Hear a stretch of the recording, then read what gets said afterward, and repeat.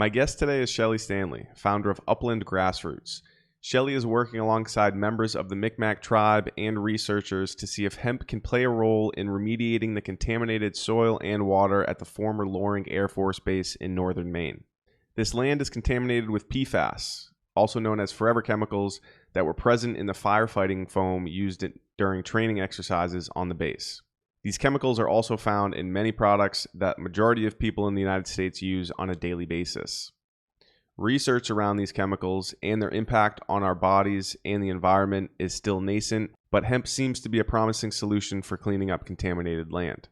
We discuss the history of Loring Air Force Base, the widespread PFAS pollution that has been recently discovered in Maine, some of the challenges Chelli has had at Loring, and her advice for anyone who might want to start a remediation project of their own. There is a bit of microphone feedback throughout the conversation, so I do apologize about that, but this certainly will not be the last time that I speak with Chelli about her work at Loring. I hope you enjoy this episode.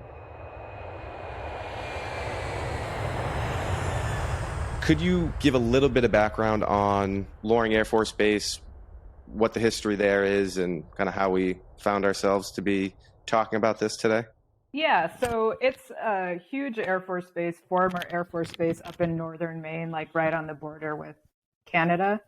It's like 9,000 acres, and it used to be like the strategic point during the Cold War because it's the closest Air Force base to Russia.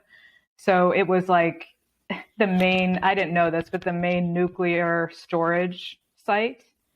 And then also like a refueling station for all the planes, coming through. So just huge Air Force base that closed down in the 90s, early 90s, after the end of the Cold War. It was no longer needed at all. And so they closed it down and did do some cleaning, but they also gave it a waiver, like the EPA gave it a waiver, which is called a technical impracticability waiver, which basically means like it's too polluted to clean. It's technically impractical to clean it. It'll take too long. They don't know how to do it. So they just gave it a waiver. And like the groundwater is extremely polluted with all sorts of different toxins and chemicals. And so they just said that they think it'll clean itself in 300 years. So that was like the hope, and just sort of like they tried a few things, it didn't work. And then just like leave it at that. And then there's like, all these woods grown up now. There's like streams that go into rivers and, so there's like a bit like problematic to just leave it as is, in my opinion. Also because like all the wildlife that lives there is left to deal with this toxic legacy. Like they don't have a choice about, drinking that water or eating the plants that are there. So it was just sort of like this, the Air Force was done and now it's just like left there. And the Micmac Nation, that's like their ancestral, land. So they now have part of it. It's like I think 800 acres that's now part of the Micmac Nation. That is basically, there's like a former fuel storage area. So there's like huge tanks that say like fuel on the side, like jet fuel, and they're empty, I guess. There's like piping, there's like fire hydrants that with like hoses still attached. There's a bunch of buildings that are disintegrating that are like full of asbestos. There's an asbestos burial ground there that I didn't know was an asbestos burial ground. It just looks like a field. There's a former, and where we're working is like a former firefighting training area. So there's like a huge parking lot surrounded by man-made berms, and then like it's built with a drain. So where it drains into a stream, there's a lot of PFAS that has accumulated there. So that's where we've been growing the hemp. But it's definitely like a very bizarre experience, as I'm sure you guys can imagine, just hearing all that, because it's like, just so many unknown toxins. That's how I feel about it. It's like, I'm like highly protected when I go there because, people are telling me, no, it's fine.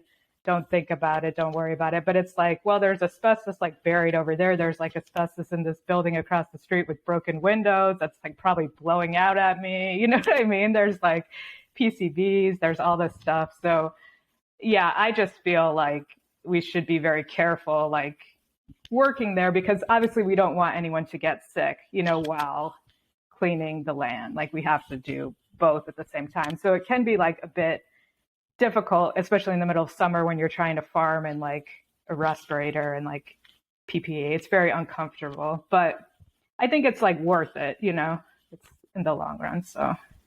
So what was that process to get the land back, or part of the land back to the Micmac Nation? Was there like a request made, or was the Air Force just like, oh, hey, we took this land however many years ago, here's some of it back now?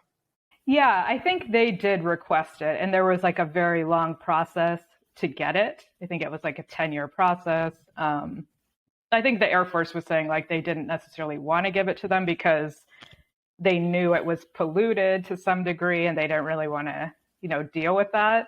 But they were also saying, on the other hand, it's not too polluted, you know. So they did eventually make an agreement. It had to go through, I think, the Bureau of the Indian Affairs, you know, Bureau of the Interior. And they did eventually give it to them, but they have all these restrictions. Like there was all these buildings that if they had gotten it at the early in the 10-year period where their negotiations were going on, they could have potentially used the buildings. But in the 10-year interim, they were not allowed to use the buildings, and they then disintegrated and are like disintegrating now with asbestos all over. You can't go in them or you'll get like problems, you know? So there's also restrictions on like no using the groundwater. There's restrictions because the asbestos burial ground is on their land. So nobody can dig into that soil. It's supposed to just be mowed by the Air Force or whoever they contract. And like all these kind of things, like obviously if you just go there, you don't know. Like I had no idea that that was the case. So, you know, there's just kind of this like situation where they definitely thought the land was much cleaner than it was. You know, it seemed like the main issue was PCBs, which is still an issue, but then it was like PFAS as an emerging issue started happening nationally. And then they found out that that base is one of the worst in the country for, you know, the water contamination of PFAS. So yeah, that's how they got it. And then they sort of inherited all these issues as well. But they definitely like want the land to be cleaned for the future generations, because, you know, people have told me that they know like maybe it's not going to be clean this generation, that people can go there and use it as they would like eat the plants or, you know, harvest medicine or something from there. But if it's like little by little cleaned over time continuously, like by several generations, they could do that potentially, you know, which I think is great, because it's like sometimes people have this like all or nothing mentality. Like if we can't get it done, there's no point or something, but they're very like rooted in that place and they know they're going to be there forever, you know? So it's like for them, definitely worth it to do something to clean it, even if it takes a while. Mm-hmm. Yeah, no, that makes sense. Like, how did you come across the project? Like, how did everything get started where you were like, all right, let's do something different that hasn't been done here to try to make a difference? Yeah, I mean, it sort of just came together in an interesting way. And I'm so glad that it did, you know, with them, because it's like the perfect collaboration and partners for this, 100%. But, you know, for me, it was just like, obviously, like hemp is known to be a phytoremediation plant, but we couldn't use it for like generations at all, you know, so nobody could like test it out and see what it could do or how to work with it. So, you know, in 2018, it became legal under kind of restricted. And so at that point, I was just like very interested in like, okay, now we can do something, you know? So I just started reaching out to scientists. And the first one I reached out to was Elizabeth Pylon Smits from Colorado. She was known at that time for doing hemp work with selenium. So she actually referred me to the scientists that we're working with now.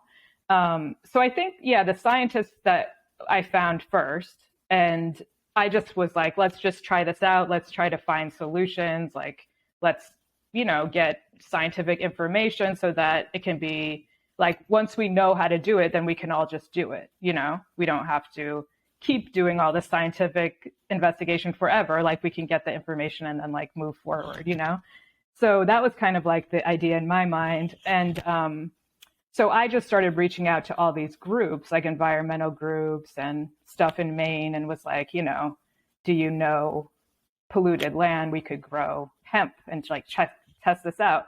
And it was very interesting to me because everyone was like, no, I don't know any polluted land, even though they were like an environmental organization. So I was like dead end, and like kind of confused about that. The answer being no so often. And then I reached out to Richard Syllaboy, who's the vice chief of the Micmac Nation. And I had met him briefly at one point. So I just reached out to him, and like his response was totally different. And, he had me get in touch with Charlie, Peter Paul, who's the chief of the Micmac Nation. And yeah, their response was just totally different. It was like, yes, we do know polluted land. Like, you could work on this land that's polluted with this, or this land that's polluted with this, or this land that's polluted with that. Like, which one do you want to do?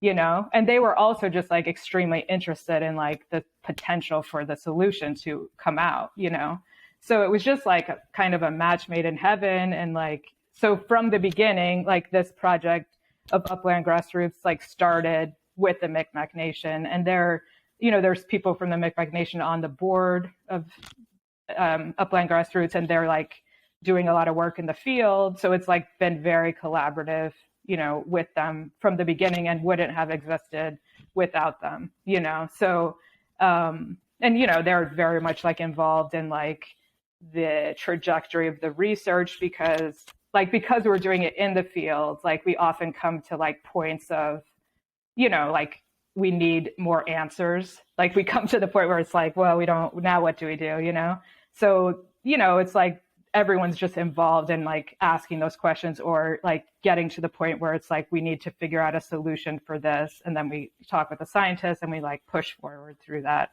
obstacle. So yeah, definitely, and we would like to expand into work with other people, but of course, like the people at the Micmac Nation will always be on the board, and like we'll keep working there too, but like central to this developing, hopefully, like work over time. Mm-hmm. Cool. Yeah, it's interesting to see. Like, I don't think there's a shortage of polluted land anywhere in the United States. So it's weird that there's a hesitation to being open about it and actually wanting to clean it up. Because I mean, like brownfield development is big business at the end of the day too. Like there's capitalistic interest in cleaning up land and redeveloping it for different uses. So that's interesting to see that you ran into so many barriers until you found a native tribe who has very much a vested interest in kind of people who are willing to help with new ideas and things like that. And then as far as like other plants, there definitely are a lot of other plants that can do phytoremediation. But it just like some of them are like specific to specific toxins, they're really good with a certain toxin. Whereas like hemp is pretty much good with anything. Like it can do like heavy metals, pesticides, PFAS, like the whole spectrum. So it's just easier to me to work with, and it's very easy to grow, and it grows like very quickly and takes up a lot in it because it's such a huge plant so quickly. So I just think it's a great, one size fits all like plant to work with. And it also, the roots can go pretty deep, so it can get, more. So yeah, right now we haven't like looked at working with other plants, but there are some areas of the site where we might have to because they're more waterlogged. So we're talking about like figuring out a plant to grow in this specific drainage ditch.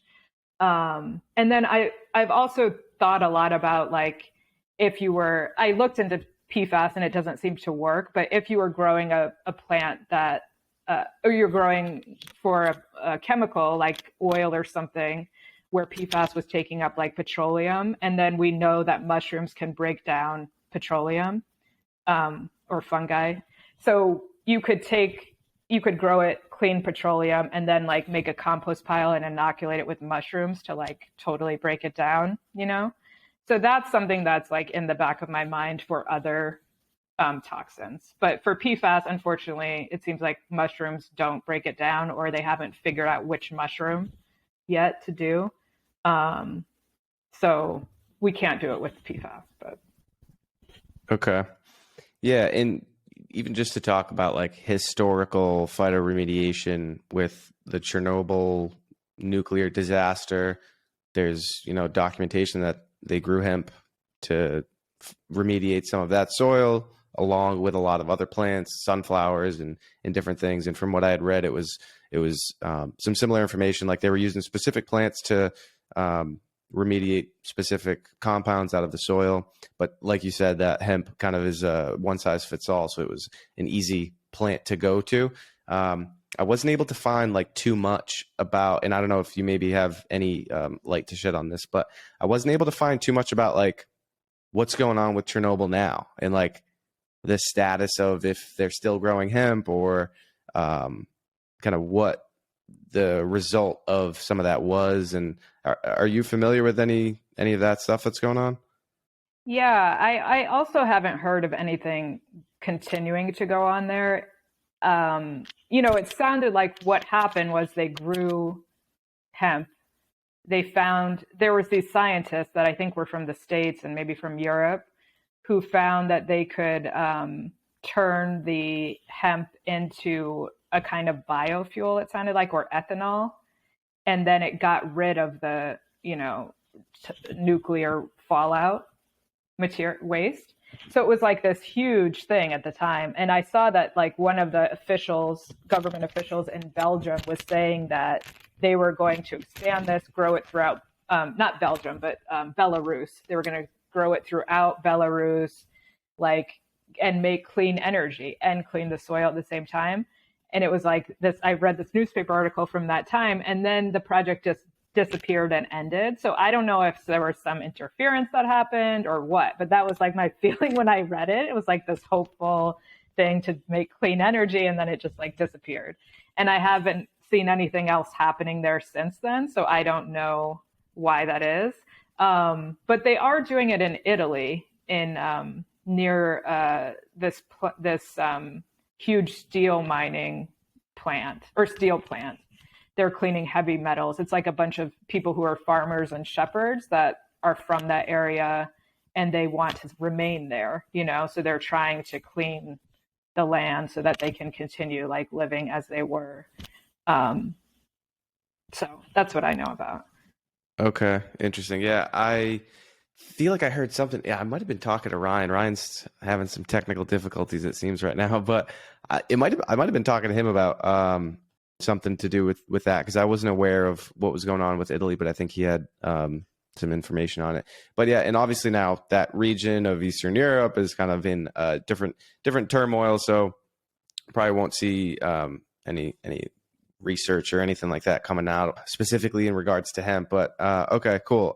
So I appreciate the background on what Loring was and how you got connected there. And so what is it like? This started, it was 2019 that the project started, Upland Grassroots. Okay. Yeah. And so what have you like learned from the first 2 years or first 3 years of trying to kind of remediate the soil, whether it be challenges, barriers, opportunities? Yeah. So yeah, basically hemp is taking out PFAS from the soil, and it seems to be storing it throughout the plant. We were hoping that maybe it wouldn't store it in the stems, so we could use the stalks, for certain things. But we still have to do more research about this, but it seems to be storing it throughout the plant. One scientist told us that he found that it was getting a lot into the pollen. So he suggested that you harvest before it goes to flower, because otherwise he was doing it in kind of a controlled setting. And when it went to pollen, the pollen, fell all over the place because tons of pollen. and it was full of PFAS, according to him. So he just suggested that we would harvest before it went to flower, because otherwise it's just going to blow all over the place in the pollen. So that was obviously good information, to have. But yeah, we still have to do a little bit more to make sure of all this stuff and understand exactly where it's going and in what amounts. But yeah, it seems to be like very attracted to PFAS, especially with the PFOS, has a strong affinity for that PFAS, especially. Like it's really a magnet for that one. Okay. Which is good. I mean, that's one that's like in firefighting foam and highly polluting. And then we also have some potential this season that we're going to be testing out to see like what do we do with the hemp now that it's taken up all this PFAS chemicals. So we should have a lot more information at the end of the season about these very promising like solutions about, being able to like turn the hemp into something else after, and it gets rid of the PFAS. So I definitely would, be happy to come back and share that at a later time. But yeah, as far as like challenges, like one challenge is the watering situation for us. And I think at most polluted sites, like you'll have that problem, which is that, if the soil is polluted, the water is going to be polluted. So like, do you water with that water? And I think on some you could maybe test it out, but we're not testing that out. We bring in water to water. And so that's been difficult to scale up because you have to bring in all the water, and you can't really grow at huge scale with that situation. So the problem there is that the water is polluted with so many different toxins and at such high levels in some cases. So the Micmac Nation does not want to water with that and then risk like repolluting the soil at a high level with all these other chemicals that were not in that specific soil at that place. Yeah. So that's a major challenge that, we can hopefully figure out over time. And we're also starting to look into the water more, and talk to different people who are looking for solutions in cleaning water. So there are definitely, some options with that. There's a scientist in Australia who found a way to use hemp proteins to clean PFAS, again with the O, from water. And it's amazing work. Like it cleaned 99% of the PFAS out of the water with just hemp protein. It was like a magnet. It just magnetizes the chemical to itself. In 1 hour, it cleaned 99% out of the water. So, wow. Yeah, that's huge, So it's just like, there are solutions, but it's just like you have to find the scientists and then like help them bring their work forward in a lot of cases, because a lot of them don't have funding for their work. So that's another challenge, is like many of the scientists I've found that are like looking for solutions to break down PFAS or that have great solutions in general for PFAS don't have funding for their work. So they're just like stuck at this point of like, this works, but I need to be able to scale up. I need to be able to like flesh it all the way out, but they can't get there right now. Okay. So. And is that just like, what's the best avenue forward with that type of stuff? Is it government grants, and that's kind of what's needed? Yeah, I mean, I think that would be ideal, like just a different kind of funding priority, for like if someone has, obviously this is like an emerging crisis with PFAS, like especially in Maine, we're just like, it's a huge problem, but throughout the world, really, that the problem with this chemical is like no one knows how to break it down, and if you can figure out how to break it down, it's not such a big, it's still a big deal, but it's not like quite the same level of like, this is a huge crisis. So right now, like the grants are not going to those scientists who found ways to break it down. So yeah, the government, I feel like, would need to change its priorities and fund them more, or maybe private foundations, that are interested in PFAS to like seek out these scientists and fund their work. A lot of them just need like basically postdoc researchers, because they don't necessarily have time to do all of the analysis themselves, but they need to be able to pay someone like $100,000 a year, to do that analysis and the testing.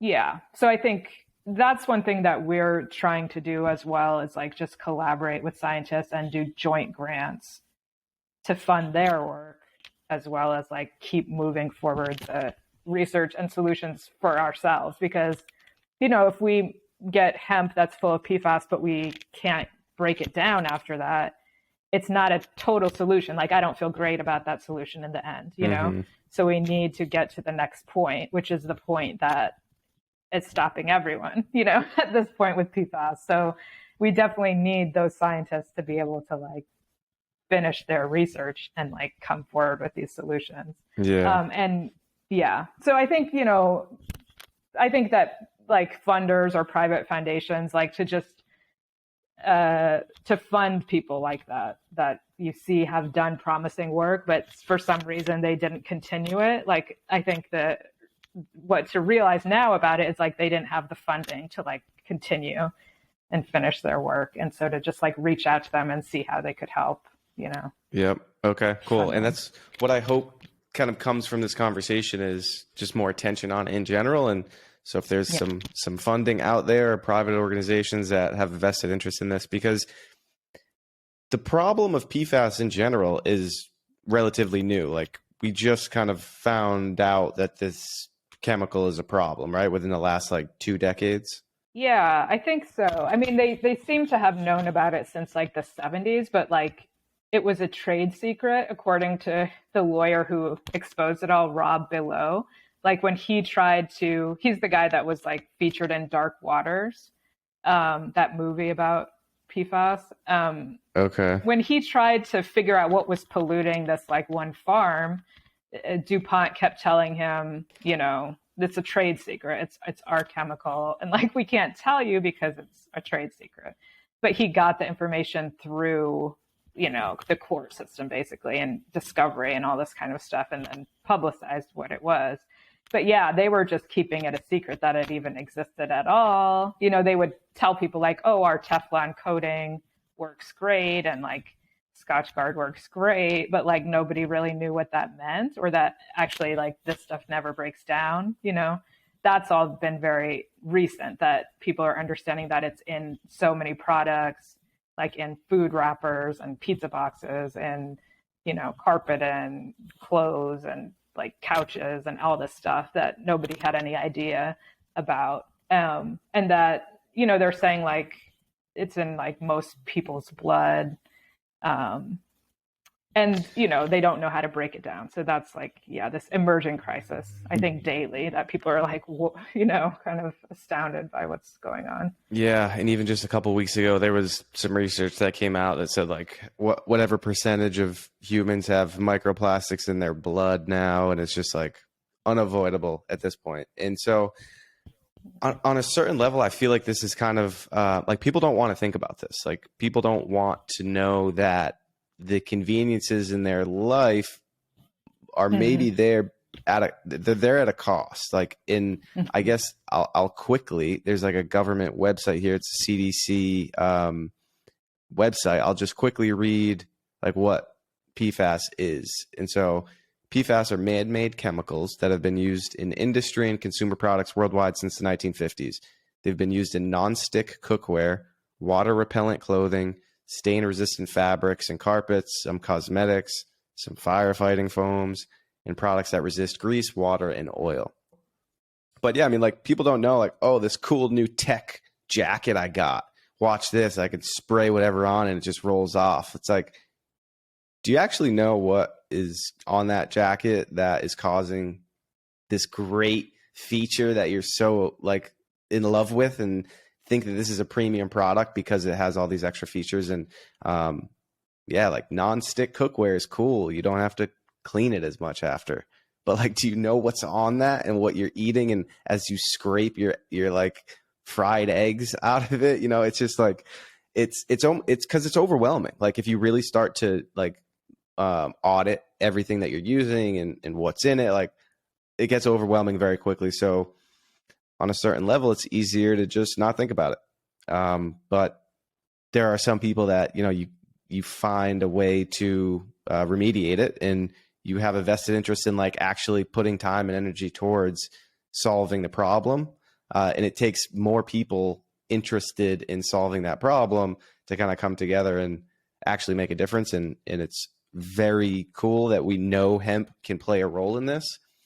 What role and exactly what capacity is to be determined, it sounds like, because to take a step back, how are you quantifying how the hemp is cleaning the soil up? Like, are you doing soil tests pre-season and then another soil test after harvest? Yeah, exactly. So we're doing a soil test before, and then, harvesting the hemp, sending that to the scientists, and then doing a soil test after the season. So the levels are decreasing in the soil each season, and there's PFAS in the hemp. And there's also a new scientist that we're working with who's been doing it as well in a lab in Virginia. So his name's Brian Berger. And I found him because I was looking up hemp and PFAS, and he was doing similar work, started around the same time. So we're now collaborating with him as well. But he's been testing, like, if hemp has an upper limit, like, does it become toxic for hemp at some point to take up PFAS? And so he was spiking the soil in the lab with PFAS, and he found there was no upper limit. Like, hemp could just take it up.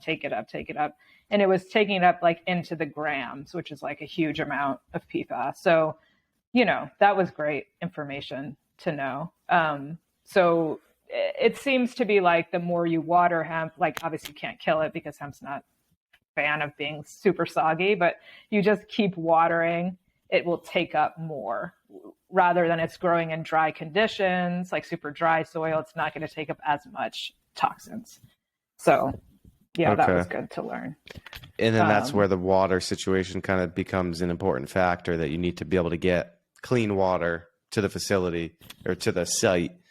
Now, do you have like a water truck? Like, how is that? We do now. I mean, like, we have a water tank on a trailer that we're bringing this season. But in the past, we were literally bringing in like 5-gallon jugs of water and then like putting it in a watering can and watering. Wow. So it's pretty, just very labor intensive. And it's, it's kind of in the middle of nowhere. No one lives right there. So everyone's driving to get there to water.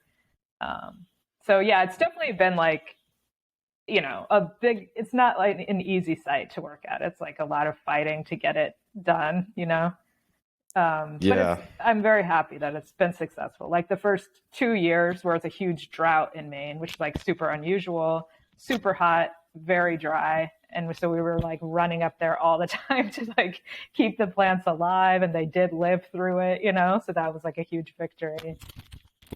Nice. But it's just like sort of absurd, sometimes, like the amount of obstacles that come up. Yeah. A lot of respect for you and the whole team for kind of continuing to figure out solutions after solution after solution to different barriers that I'm sure you weren't aware of when you first got started. Now you're kind of just like, you're doing it now. So whatever it takes, it seems like you're going to figure it out. Exactly. Yeah. We're definitely committed to like getting through the process. So like the obstacles are just sort of funny, at this point. It's like, well, we just stay focused on the final result that we want, With PFAS, one of the scientists has said that he thinks it's partially degrading the PFAS, which is like what you're saying. It's like starting to make it less, harmful.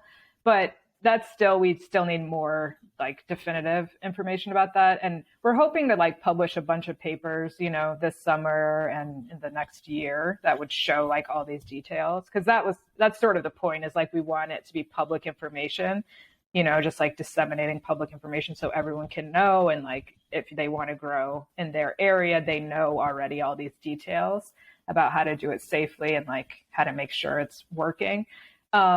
But yeah, as what we know is like, it's definitely taking it up into the plant, into all parts of the plant. So it's like in the stalk, in the pollen, in the leaves, seeds and flowers, So that's unfortunate for me. Like I thought maybe it would not go in certain parts and we could use those parts, but so far it seems to be taking it up into every part. Yeah. But we do have some solutions potentially to then use the hemp. One of the scientists is actually studying, like, he's like watching it in real time go into the plant. So hopefully he can publish on that so that we can sort of really see where it's going, what's going on. But yeah, I definitely think hemp is a very interesting plant, like extremely dynamic, like very intelligent. So who knows if over time it might adjust more to these new chemicals that it's meeting for the first time too, you know, and like maybe be able to deal with them better and break them down. Yeah, it's like we talk a lot about like Ryan and I and just different content that I make about like what's needed to scale the hemp industry in the United States. And material science is one of them. Like we need more material scientists, but it seems like we need more like research scientists also, because this isn't something that is getting a lot of attention. Like people like hempsters like to talk about hemp planted at Chernobyl and that it's a phytoremediator. Like everyone loves to say that, but we don't even really know how all that works. Like, yeah, it's taking it up from the soil, but okay, now like the next level, we have the equipment that could analyze and people are smart enough out there to figure it out. It's just a matter of like people being passionate about it and figuring out a way to spend their time doing research on that. And then it comes back to kind of the funding question. So there needs to be more interest at a higher level to fund these types of things. So it's interesting that the different scientists that you brought up, like I'm going to do some digging afterwards to kind of look into some of these other things because I'm curious to learn more about it. Now, going back to the soil testing, do you know, like after the couple years harvest that you've had on small test plots, do you know how much like PFAS are being absorbed so that you can quantify like, hey, after 50 harvests, this land is going to be clean enough to grow some kale on or whatever it might be? Right. Yeah. I mean, I think I don't have those exact numbers, but that's, yeah, definitely something we can try to do for a paper. It's just, you know, I think for us, like the first seasons were not like super ideal. Like it was, like I mentioned, a lot of drought, like they weren't taking up as much as they could, like now knowing what they're doing in the lab, you know? So we can definitely like improve the numbers as well in the field. Now with this more information. But yeah, I think that's definitely a good point because, you know, we have a lot of polluted farms in Maine where people are going to want to know, like, how long is this going to take? You know, obviously it's not like 1 or 2 seasons, you know, it's going to be like several seasons that you have to grow hemp to get the PFAS out. And then, you know, of course we need to know like how far down is it cleaning, you know, like I think there's going to have to be a lot of testing for those farms because like if it goes to a certain level and then there's still soil underneath that's polluted and they're growing plants, you know, again, it would have to keep testing over time to make sure they're not pulling PFAS from a lower stratum or something. Yeah. So yeah, there's definitely still more. Yeah, as we kind of just like, I don't think we're going in the other direction. I think if anything, we're just going to come across like more polluted lands and more, I think over time, there will be more of an emphasis on like, okay, what can we actually do to clean this land up? And so this is like, I'm very happy that this research is being done and that you're kind of catalyzing more attention onto this. And so like where you stand now, are plants in the ground yet, or is it coming up very close for this season? Yeah, coming up very close. We're going to be planning to plant 4 different seeds this year to sort of test if one's better than another at, you know, phytoremediation. And yeah, it's northern Maine. So their season is like behind, you know, a little bit than where I'm like 4 hours south of the site. So oh, wow. It's like, yeah, it's definitely like a totally different, you know, 2 weeks behind where I am in planting. And then obviously it's Maine. So most people here don't plant until after Memorial Day in general because of like frost and stuff. So, okay. Yeah, it's a short season. And that's another thing. It's like, you know, for people that like we can, you know, if you can grow longer, you can clean more, you know, quicker. But Yeah, that's a good point. When I first learned about the project, and I looked it up, I was like, wow, this is deep. Like, it's Canada, basically. You're on the border of Canada. And Maine is a big state. Like, if people aren't familiar with the state, it's a big state. Okay, cool. So a lot going on, a lot more need for research and getting different people involved. So and I know we've kind of touched on it already, but from anyone listening to this, how might someone who is in California or someone that's not in New England, not a scientist, like how can normal people just listening to this potentially help with the project? Yeah, I mean, I think, what you were saying before about just like knowing this is possible and becoming passionate about it is helpful because, basically like hemp can do this with any chemical. Like if people have polluted farms with pesticides and they want to grow organic, like they could potentially clean those fields with hemp for several seasons and then have, very clean fields. And also to just do it on behalf of like nature, that nature has a better clean environment. So, I think the more people that are interested and like start testing it out would be great with other chemicals. And, that's something that we want to help with. And that's sort of the vision over time is like, we want to test many, many chemicals. Like we just happened to start with PFAS, which was very lucky, because of the emerging crisis in Maine at this point. But so if people are interested, you could definitely contact us and we can like try to help you start a project in your area or just share information with you, help you get hooked up with scientists, hopefully. And, many scientists are very interested in collaborating with people in the field. So that's not the big barrier as I had thought it might be. It's definitely not the barrier. It's pretty easy to do in a lot of ways. So yeah, we can definitely help, people get their own projects started. And if they want to collaborate with us more directly, like help with funding and stuff, hopefully over time is sort of the vision. And we're hopefully working with another farm, like I said, coming up soon. Otherwise, I think just like you could donate if you wanted to. We're fiscally sponsored through the Alliance for Global Justice. So, you could donate. And you could just contact us to, I think right now we're just like really working in the field, but over time, obviously we need to do a lot more stuff like this and, putting out the information.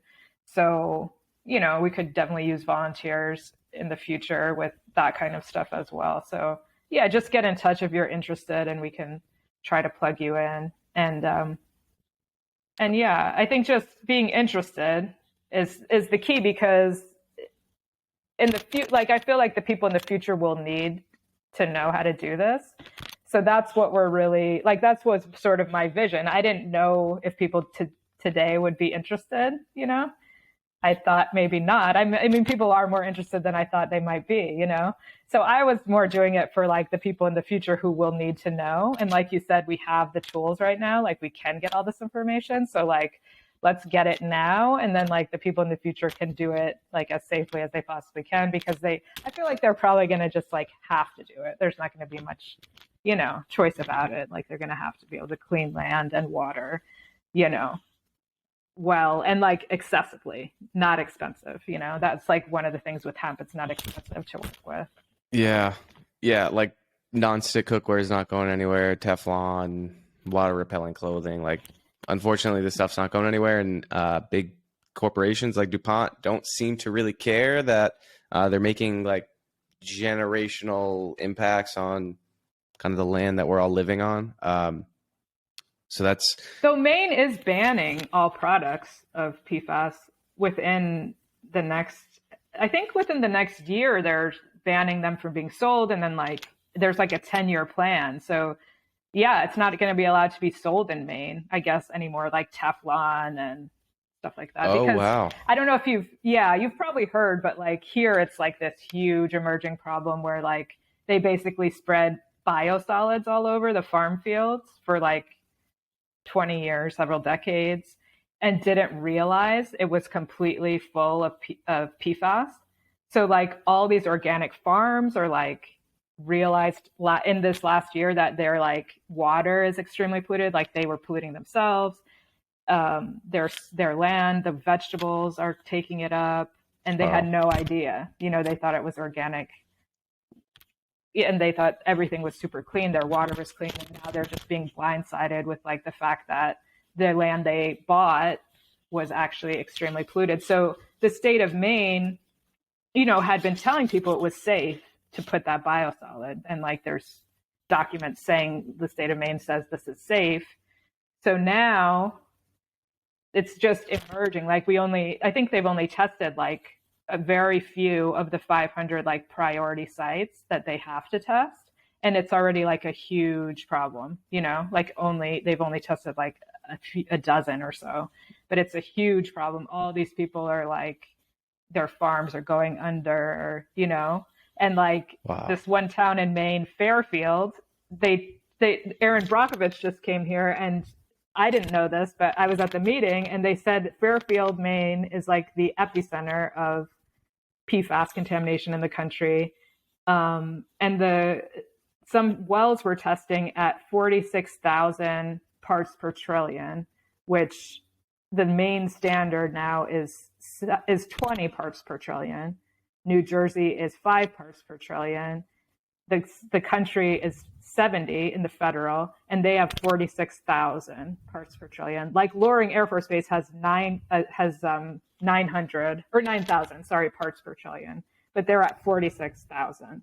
So yeah, it's just like this huge emerging problem in Maine. So we definitely need solutions to, you know, be able to clean this up and not be like in the stranglehold from DuPont and whatever, you know, like if they didn't think ahead enough to realize this was going to be a huge problem, obviously, like we can't wait for them to come up with a solution. And like, the state of Maine's now going to be suing these chemical manufacturers, and the townspeople are going to be suing them. So there's a big, you know, a lot to come here in Maine, and Maine's only like the tip of the iceberg because they're actually proactively testing. Because, Maine does tend to care very much about the environment and like having clean, you know, water and soil. So they're like actually looking to see the extent of the problem at this point, whereas other states have not started doing that yet, you know. Okay. Yeah. It's like there can be a ton of people that are interested, like yourself and like me, trying to like amplify it. But if the state and the government doesn't take an interest in it and actually take action, that, you know, it's only going to go so far. So that's interesting. I didn't know any of that. That's exciting. I mean, and I think, but I also think we can push them, you know, to do more. Like there's a farmer in Maine, Fred Stone, who basically like he found out first he was contaminated, and he really pushed the state over several years. He kept speaking out. And now, you know, all these other farmers are getting a lot more support than he did at that time because of all his advocacy. So, and like with us too, like the state of Maine is very interested in the research, you know, so it's like pushing them, I think, to just think about like there are maybe solutions that we could use on a broad scale, and they're very like interested in using it. If it works, you know, very well, they will adopt it. So I mean, I think we can. I know what you're saying, and I know you didn't probably mean it like that at all, but like, I don't think we can at all wait on the government or these companies. Oh yeah, no, for the solutions, you know. Not at all. Yeah, no, not at all. Like you said. I mean, you said it very well. Like the government's only going to do. Hopefully, the government does what the government's there to do, is like govern the people and kind of make choices and moves based on what the people want and need. So this is very much something that people need. They might not all be aware of it. Seems like people in Maine are more aware of it than most other places, and even just the willingness to talk about it seems like a barrier that has obviously already been crossed in Maine. So that's awesome. I mean, that's really the goal of this, is like spread awareness on it so that people talk about it more, so that eventually it'll come across someone who can make an impact, whether through their time or they're a researcher and they're looking for some new project and they feel passionate about this. Like anything helps really, whether it's donations, time and energy, content around exactly what's going on. So I want people to think like outside the box of how they can help. Like you don't need to be in Maine on the farm to help with this. You can kind of get creative and do different things. So that's awesome.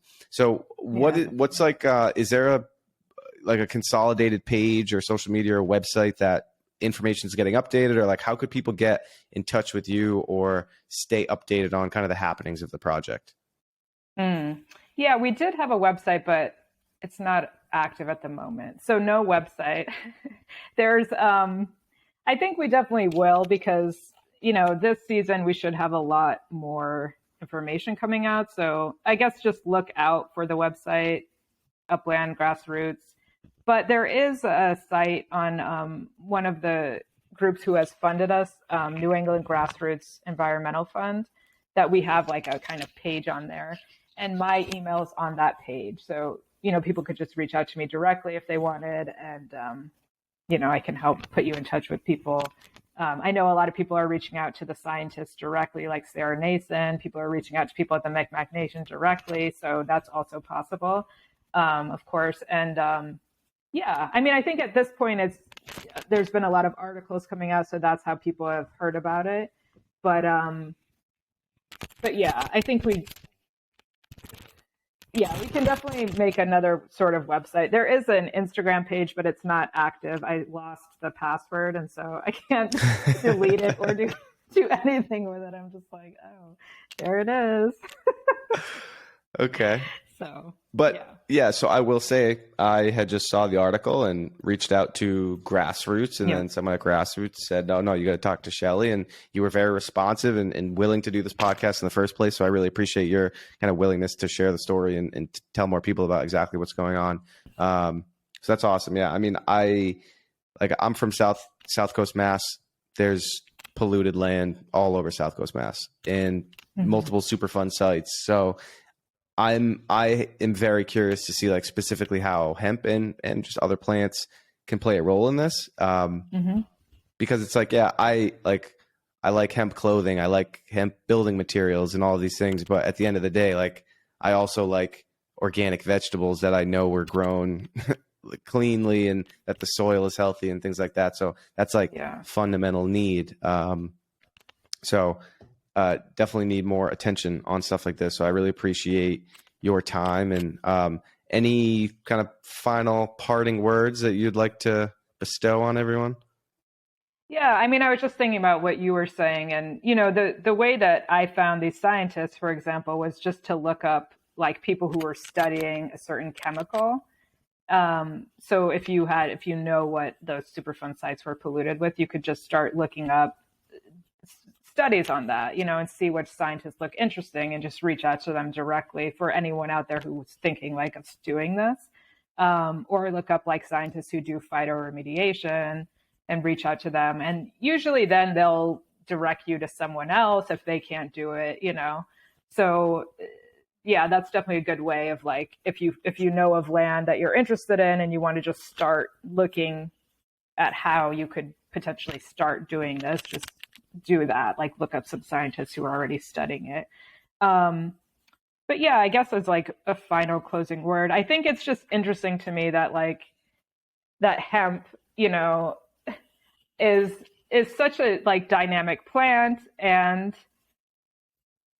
it's one that like so many people have said like we can have a green economy if we were to be able to like utilize it to its full potential and like work well with hemp. So, and John Trudell was like very influential in my thinking about this. Like I studied him a lot, and he was like hemp, hemp, hemp. Every word is like hemp, people. So, I do think that like the fact that hemp could help us out of this huge problem with PFAS and with other chemicals, it just shows me like hemp obviously was so badly slandered all these years and like totally mischaracterized and like suppressed, not allowed to be grown, and so but obviously it has so many huge uses for humanity and like would still help us to get ourselves out of this huge issue and problem. So, I think that's a very important point. And also, obviously, like I said, the Micmac Nation, I think, is extremely central to this particular story. And also just like nature, like I feel like people often are like socialized to do things like only for ourselves and if it benefits ourselves. And, that land up there was like left like that because no one was living on it. So it was like, not who cares, but like sort of, it's not going to affect us. So like, what does it matter? But obviously, like, we're not the only ones here, and like we should, if we create a problem like that, we shouldn't leave like the rest of the species to like suffer. And, who knows what kind of health effects have happened to, all those animals living there. So I just think like, broadening our minds about things. And yeah, like you said, thinking outside the box is extremely important because there are solutions to these problems. And if like people tell us there's not, it's just frankly not true. Like we just haven't figured it out yet, So like that to me is like the priority. Let's figure it out. Like even if it takes a lot of work, it's definitely worth it in the end to like figure out a solution, Yeah, like it's work that's going to have to be done at some point. So might as well start today. Yeah, and it is fun and it's exciting, I mean, it might not sound fun how I described it, but it's very interesting. Like an abandoned Air Force base, hemp, you know what I mean? Yep. The Micmac Nation, like it's very interesting. So it's not, it's work and it's maybe not glamorous, but it's definitely like stimulating for your mind for sure. Yeah. And I would expect like fulfilling too, like when you get that information that like it was successful. It did absorb some of the PFAS. Like what the next step is, we got to figure that out, but we know it's coming out of the soil. So exactly. Very much. Yeah. And just like seeing like this emerging problem in Maine, this emerging solution at the same time, it's like definitely fulfilling. I mean, just the fact, like just watching hemp grow to me is like so fulfilling because it's like, the plant, like so easy to take care of, grows so well. You know what I mean? It's just like beautiful plant. Like fiber hemp is like, so closely planted together. So that in itself is like, it's gorgeous growing on this old Air Force base, Yep. So yeah, I just would encourage anyone that it is definitely worth it, even in the short term, even with the struggles, like it's definitely worth it. So hopefully more people will want to do it. Nice. Yeah. Again, appreciate everything you're doing. Respect a lot of the work, or respect the work that you're putting in and the whole team. And so I'll link some of the different things that you mentioned of how to just stay up to date on the project and Upland, or just Grassroots website, and link all those things in the description of the video and podcast, wherever anyone's listening to this. And then like you're open to having conversations if people have questions. I would love to see more of these popping up all across the country and utilizing hemp to, at the end of the day, too, just kind of spread more awareness around like the other aspects of the plant. Like the recreational and medical sides of the plant are getting a lot of attention now. I think there's more impact. Like there's a lot of research needs to be done on cannabinoids and terpenes and all that. I support all of that, but the industrial applications of the plant, I think, can play an equal or potentially even greater role in really changing kind of the world, essentially. Like not to get too like crazy, but that literally is what can happen. It's what's necessary at this point too. So again, thank you very much for coming on. And maybe in the future, after this harvest and after some more research is done, we can have another one of these conversations with maybe some minor updates. And maybe it's a yearly thing where we continue to keep everyone updated with what's going on up at Loring. Definitely. That would be great. I mean, we might have some huge developments at the end of the season. So I definitely love to come back on and share more about it. Yeah. Awesome. Sounds good. Well, thank you very much, Chelli. Yeah, thank you. I appreciate it.